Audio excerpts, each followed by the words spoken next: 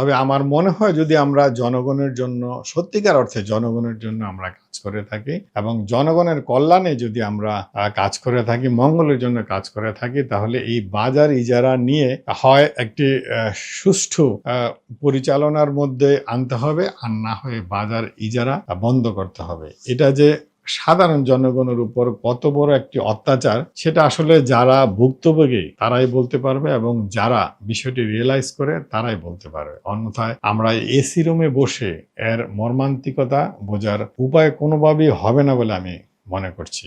তো আমি করজোরে মিনতি করব প্রশাসনের কাছে, যারা এই স্থানীয় সরকার মূলত এই কাজটি করে থাকে, স্থানীয় সরকারের মন্ত্রণালয়ের আন্ডারে, আমি খুব রিকোয়েস্ট করব এই বিষয়টি একটু তদন্ত করে দেখা দরকার।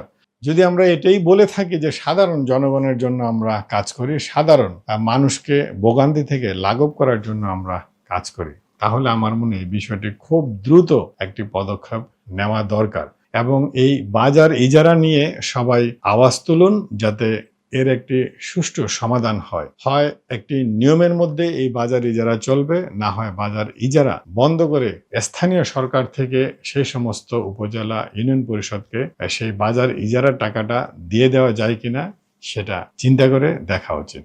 ভালো থাকবেন, সুস্থ থাকবেন।